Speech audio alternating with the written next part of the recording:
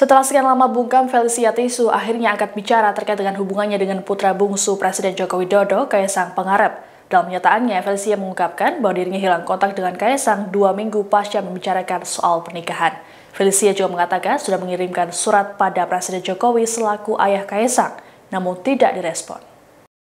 Klarifikasi Felicia Tisu ia unggah dalam sebuah video di akun YouTube-nya pada Rabu 26 Mei. Dalam pernyataannya, Felicia Tisu mengungkapkan bahwa persoalan hubungan asmaranya dengan Kaisang membuatnya mendapat hujatan dari warganet. Hujatan tersebut berupa serangan yang berbau sara. Tak hanya pada dirinya, tapi juga menimpa keluarganya. Menurut Feli, dirinya terusik dengan serangan terhadap keluarganya, sehingga ia memutuskan untuk buka suara memberikan klarifikasi yang bertujuan untuk meredam hujatan tersebut. Feli bercerita selama 5 tahun menjalin hubungan, dirinya dan Kaisang sudah sering saling mengunjungi keluarga besar. Gadis 26 tahun ini mengatakan kerap diundang dalam acara pernikahan saudara Kaisang. Pun sama halnya dengan Kaisang yang juga mengunjungi orang tua dan nenek Felicia.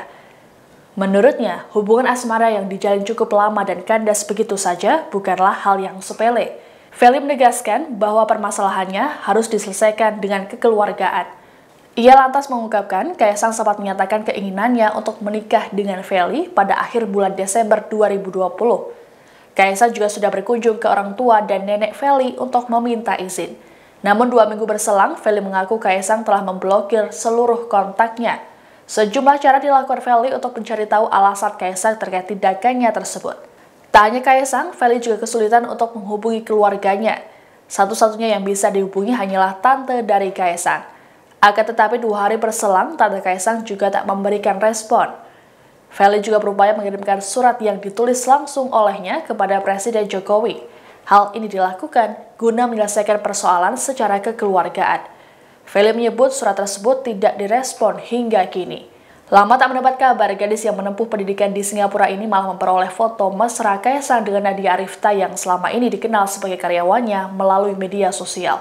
Mirisnya, foto tersebut beredar tepat 2 hari sebelum Feli berulang tahun pada awal Maret lalu. Ia pun kini berharap pihak Kaisang segera menyelesaikan persoalan tersebut dengannya. Ini pertama kalinya saya memberanikan diri untuk berbicara di publik, untuk meluruskan hal-hal yang selama ini menjadi simpang siur dengan tidak adanya kejelasan dan penyelesaian oleh pihak Bapak Jokowi dan keluarga. Akibatnya, akhir-akhir ini telah terjadi hujatan kejam yang dilontarkan terhadap saya dan keluarga dengan membawa isu suku, agama, dan kewarganegaraan. Setelah memilih untuk diam selama ini, saya rasa ini tidak bisa terus dibiarkan. Hujatan harus dihentikan dan publik harus mengetahui apa yang terjadi sebenarnya. Pada tahun 2016, saya diminta oleh putra bungsu Bapak Jokowi untuk bertemu dengan beliau dan Ibu Iriana, dan juga sempat diperkenalkan kepada keluarga besar beliau. Sejak berjalannya hubungan antara saya dan putra beliau, sudah beberapa kali diundang untuk menghadiri acara keluarga besar beliau, seperti pernikahan Mas Rio dan Mbak Ayang. Dalam acara tersebut, saya disediakan tempat tinggal di kediaman Mas Gibran selaku putra sulung beliau dan Mbak Selvi selaku istrinya. Saat itu saya sempat bertemu juga dengan Bude dan Pak B selaku kakak dan kakak ipar dari keluarga Ibu Iriana. Dengan pihak keluarga saya pun, putra beliau sudah meminta izin kepada orang tua dan nenek saya dan sering bertemu untuk menjalin hubungan yang baik.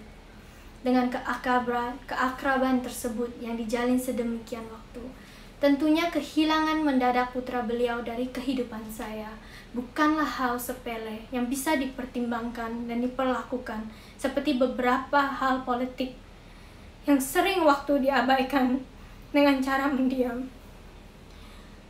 Tapi masalah saya ini harus diselesaikan secara kekeluargaan. No ifs and no buts. Pada akhir Desember 2021, putra beliau menelpon dan mengatakan secara langsung kepada saya keinginan untuk menikah dan sudah memberitahukannya kepada Bapak Jokowi. Putra beliau pun sudah meminta restu kepada orang tua saya. 2 minggu kemudian, putra beliau menghilang dan memblokir seluruh kontak seluler. Walaupun saya sangat terpukul, saya mentegarkan diri dan mencari cara untuk mengetahui apa yang sebetulnya terjadi dengan mencoba untuk menghubungi putra beliau dengan berbagai cara dan juga kepada keluarga Bapak Jokowi. Tapi dengan sesatnya, tidak ada satupun yang merespon dan Ibu Riana pun mengganti kontak selularnya. Satu-satunya pembicaraan yaitu dengan Bude yang sempat kaget kepada perilaku putra beliau.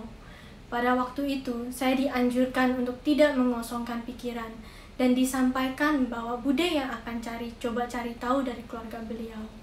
Namun, setelah 2 hari kemudian, pada saatnya saya WhatsApp kepada Bude, dia pun tidak merespon balik. Alangkah anehnya. Dan yang lebih kejam lagi, putra beliau tetap aktif di sosial media Twitter. Tetapi saya diabaikan begitu saja tanpa kabar dari semua pihak keluarga Bapak Jokowi.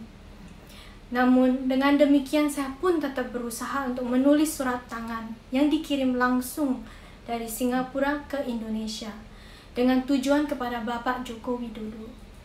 Isi surat tersebut meminta untuk hal ini diselesaikan secara kekeluargaan karena dampaknya akan sangat berat bagi saya apabila tidak ada penjelasan dan penyelesaian dari pihak beliau. Sebagai wanita sederhana, saya tidak ingin kehidupan pribadi saya menjadi konsumsi media, apalagi ditambahi oleh hujatan-hujatan yang seharusnya tidak terjadi. Namun, sayangnya surat itu pun tidak direspon. Demikian informasi dalam Tribun News Update kali ini. Nantikan terus informasi terbaru lainnya hanya di kanal YouTube tribunnews.com. Terima kasih sudah nonton. Jangan lupa like, subscribe, dan share ya.